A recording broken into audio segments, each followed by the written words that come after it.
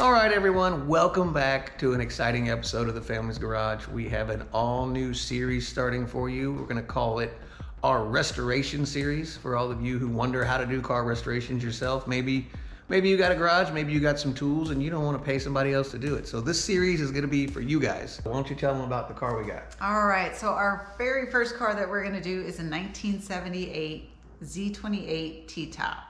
It has power windows. It's got factory tack. What else does it have? I don't remember. Air conditioning. There you go. Look at you. Such a dork. It's actually a pretty cool option car. This one has the 350. T-tops are always cool. Factory tack is a kick-ass option. I don't agree with the T-top thing. They're cool. 78s and 79s get confused a lot. The only real difference between the 78s and the 79s is the big front air scoop. They're pretty much the same car. Not many changes at all in those model years. But pretty cool car. Lady we are restoring it for, it was her father's, and he restored it back in the 80s, if you can tell by the color. Don't miss the heartbeat graphics on the side either. And the heartbeat graphics. I thought it was dirt. It didn't wipe off. This is true. So we had the advantage of going to the site and checking out the vehicle to get like an idea of what we needed. So we bought a bunch of parts. With it being a recently rebuilt engine, we'd like to make sure that it runs and drives. So, whoa. Messing up my scene, bro. Basically, we're gonna throw a tune-up and new fluids and a battery in it and see if it runs. If it runs and it's got good compression. And a new key. Oh yeah, it came with no keys, so that was pretty cool. Luckily the steering wheel was unlocked, which it probably shouldn't have been. Key tumbler, we'll show you how to do that. Actually, Maggie will show you how to do that. I'm not doing that. We'll throw all new fluids, plugs, wires, cap, rotor, coil, and we'll get this thing fired up, make sure it's got good compression, make sure it's got good oil pressure. That way we can just pull the motor apart enough to put all new gaskets in it, give it a really cool new paint job, and you know, start prepping that for reassembly while the car's at body work. First things first. Rip this apart, change the tumbler. Okay, go ahead. Well, that was way too easy. Woo, there you go. Now the hard part starts. Now watch what happens. As you tighten this nut, you're pushing pressure on these shafts that are pushing this black part in to be able to grab that little clip out. Okay. All right, see how you've already got enough room? Now you need a scribe. I don't have that either. Oh, it's like you didn't know what you were doing. I know, weird. Oh, come back.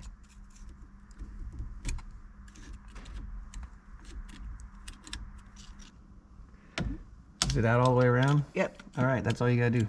Okay. Now take the tool back off.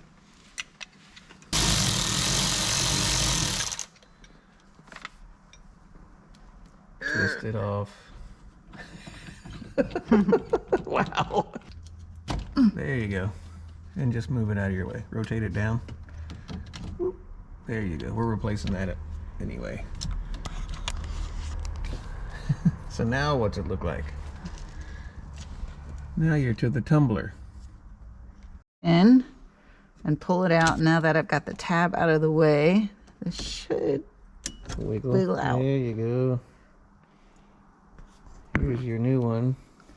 Does it look the same? Yeah. Are the locking clips in the same place? Yeah. Looks like it. All right, well, it should technically slide right back in. So I finally got it in. It took some hands because I had to make it fit. Well, not make it fit, but I had to get it to lock in there. And you got key on. You can turn the key now. Can turn the key on. Pull the keys out and it stays in. Sweet. So, battery in. Let's see if it works. Let's see. Do we have power? Let's put it in park. Let's see if the windows roll down. Do you have the key on? Oh yeah. I forgot we have a key. Nothing. Oh. Oh, we got one side going. Oh, it's so slow. Little assist. It's probably not gonna go back up. Probably not. Let's see, any lights? No. No. No lights. Not in the back either? There's no ooh, interior. I see one light. You see a light? How about brake lights? No. Wipers work. Wipers work. I wouldn't have done that, but we're changing the windshield anyway. I'm gonna tap the key just to see if we have Ooh, any kind of anything. okay. Ooh, Okay, that's a good sign. that's a great sign. What you doing? Oh, Stuff's starting to come on. slowly. Like there, check this out. The overhead map light just came on. The radio has lights now. I just saw brights. We have brights. Well, Maybe. Sometimes. we had it for a second. It's probably a good thing we're changing all the wiring. Okay, so up until this point, we've basically just been getting familiar with the car, seeing what's here, seeing what works, what don't work. In a scenario where we didn't have the information that the engine was recently rebuilt, we wouldn't even have done this. We would have just pulled the motor and sent it off to the machine shop for rebuild. So keep that in mind when you're buying a restoration project. Anywhere you can save money these days is a good idea.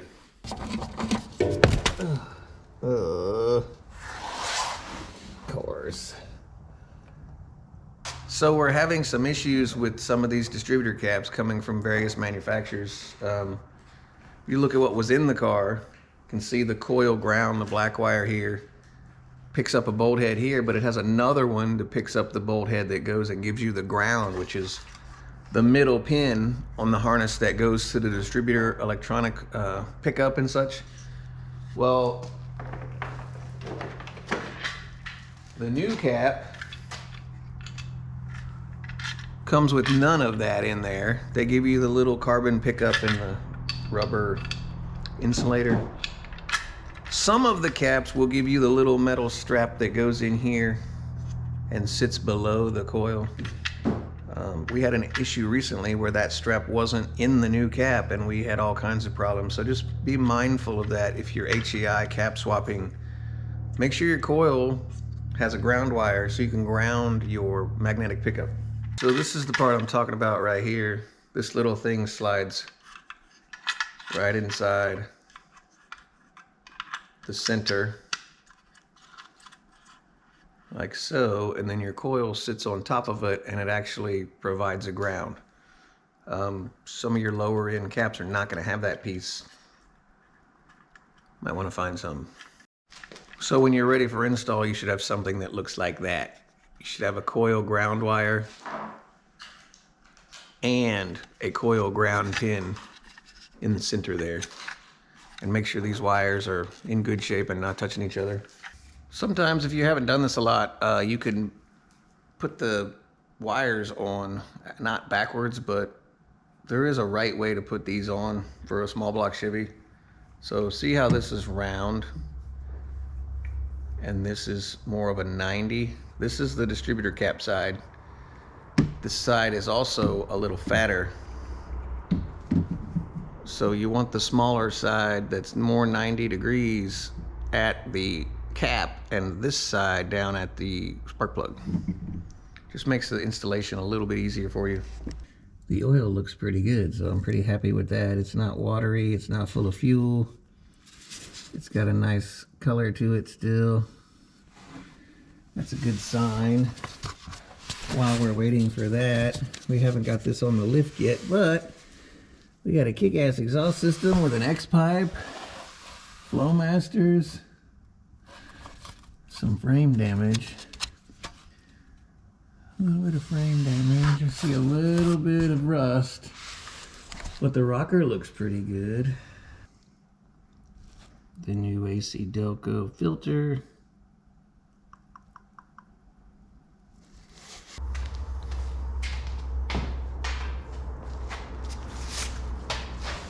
Okay, what's left? So fuel. We got fresh fluids, we got a fresh ignition system. I'm gonna go dig the fuel system off the 56 F100 for a minute. We're just gonna borrow that. I've got my trusty fuel system here. I use this in all my vehicles when I don't trust the gas tank.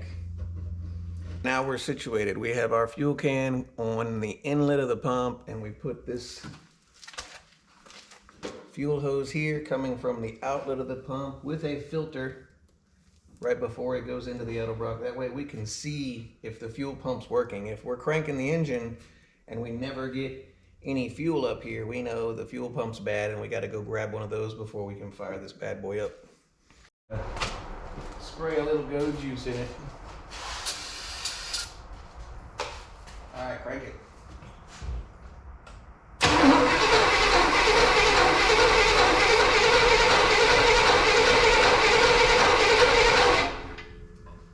I don't see anything happening. I don't either. Go off. Okay. Go on.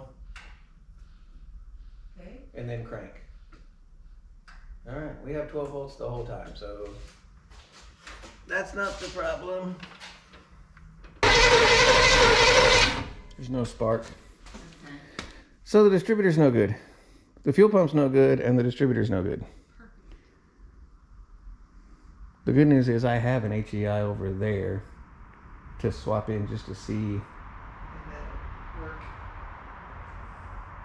I also wasn't thrilled where number one is, because number one should always be over here, but they had it over there, so maybe it didn't run before. Outside. I don't know, it's just oil. It looks like it's pumping oil. Yeah. Anywho, throw some lube on this. This was out of our 74 Z28, the tunnel ram car. When I switched to the tunnel ram, I had to go to the MSD, and this nice Excel Pro billet unit sat on the shelf for the last year. So we're gonna lube it up and throw it in this car and see if that's our issue.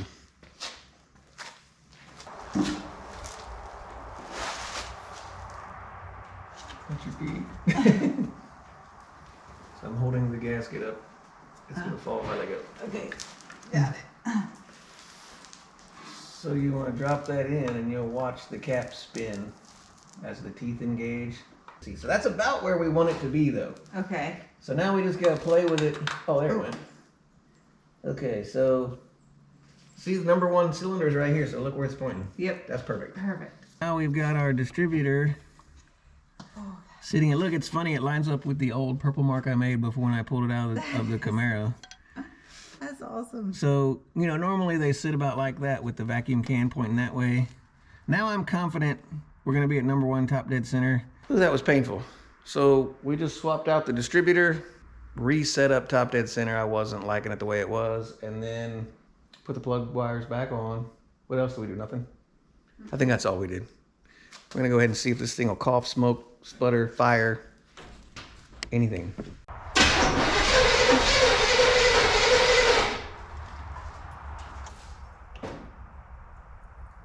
It actually sounds like it has compression now.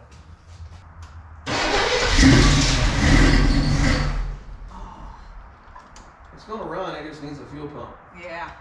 All right, That's awesome. so I'm calling that running. Yeah. You will- That's great. Wendy will be excited. Okay, so we got the trunk open. Hey, I just wanted to bust in this video for just a moment. I realized back when we were filming all this a few weeks ago that we never even really gave you a context of restoration.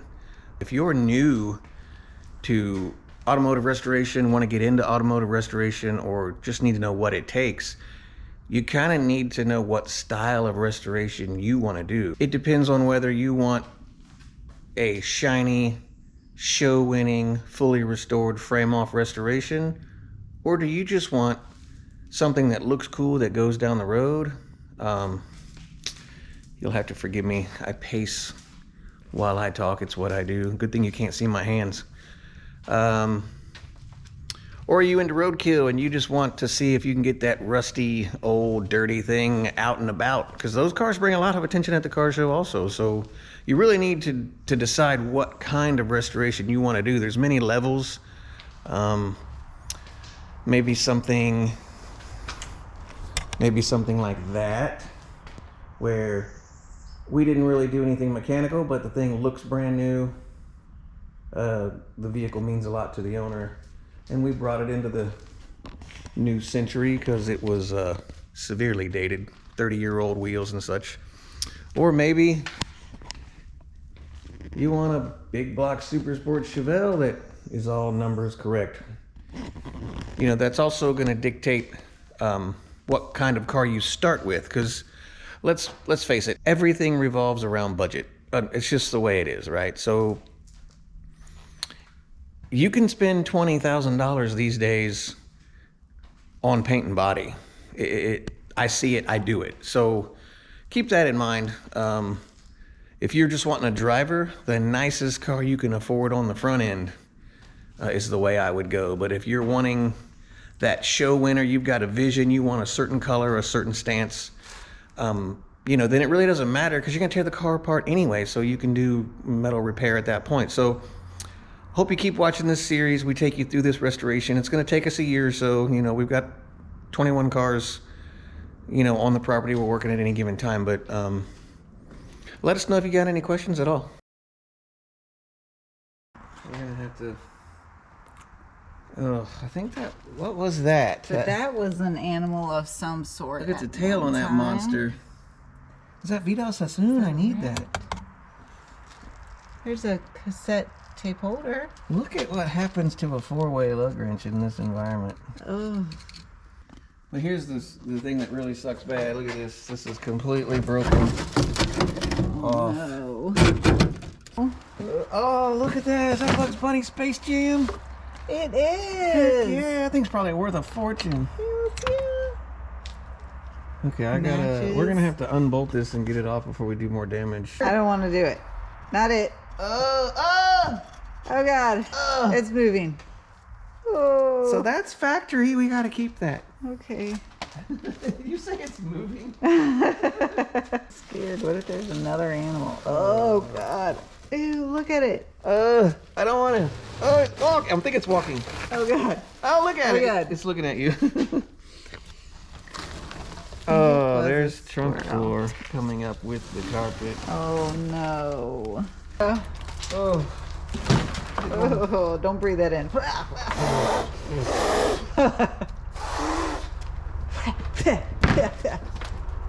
Poor Camaro. It has moss growing on it. Look. Blah, blah. Okay, so we're gonna wrap up episode 1 right here. You can see we've gone a little bit farther than in the video, but we want to keep these short, keep them interesting, keep you guys engaged, and give you enough work that where you can go do work for a couple days and then come back and watch another episode. So we've got a lot of good things coming up. You can see we've already started the sheet metal replacement. We made a trip to AMD. We have all new sheet metal for the rear end. We've removed the interior. We're already rolling. So hope you enjoyed this episode 1. Hope we helped you decide on what kind of restoration style you want to do. And if you got any comments or questions about what we're doing here, or any questions about your own restoration, just let us know down in the comments. Thanks for watching The Family's Garage.